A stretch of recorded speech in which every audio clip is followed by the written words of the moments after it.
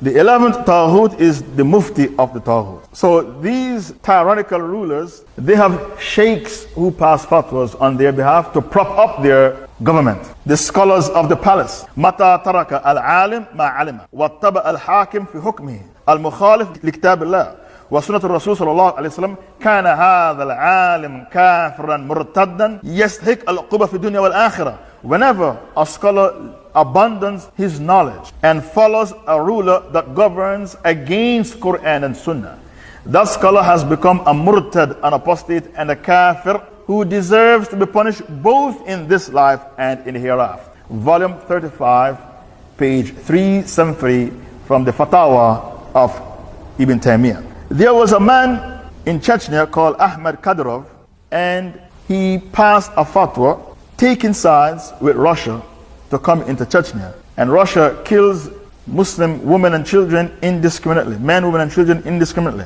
Ahmad Kadyrov gave his allegiance, his wala, to Russia.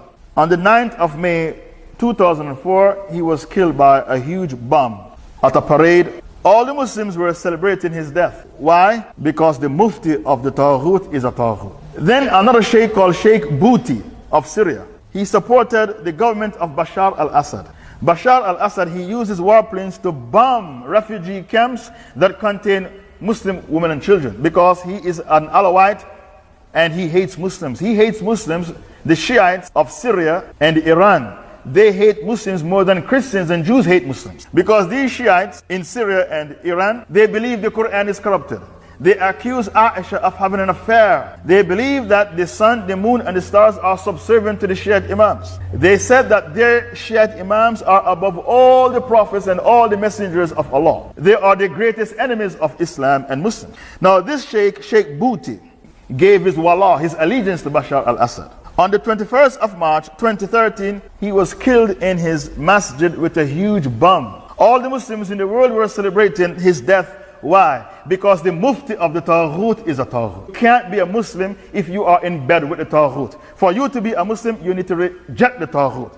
The mufti of the tawhid is also a tawhid. And if you did not know this and you need somebody to tell you this, it means that your knowledge of Islam is very, very lacking. The tawhid of today, he wants to control your life. He spies on your WhatsApp, he spies on your email, he spies on your Twitter, your Facebook, he spies on everything. He's a control freak. You know why? He has blood on his hands. If you have blood on your hands, you are paranoid. You can't sleep at night, you are paranoid. The Tawhid has blood on his hands. He has killed millions of Muslims in Afghanistan, 1 million in Afghanistan, 1 million in Iraq, and maybe 1 million in Somalia as well. Another million in Palestine, another million in Kashmir. And they like to use the word terrorism loosely.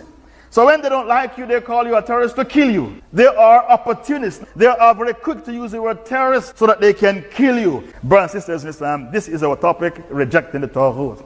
You can't be a Muslim until you reject the Tawhid. You need to reject all the false deities. You need to reject all man-made isms and schisms. If you believe in a false deity or man-made ism and schism, you are yet to be a Muslim. I put it to you, all the Muslims of today who believe in democracy, their Qibla is the White House. And the Muslims who believe in Sharia and Islam and Khilafah, their Qibla is the Black House in Mecca. There are two Qiblas, the Black House and the White House.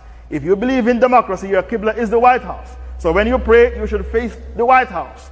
That is your Qibla. And if you believe in Islam, believe in Sharia, believe in Khilafah, then you can face Mecca, face the Black House when you pray, because you are successful in rejecting the Tawhid.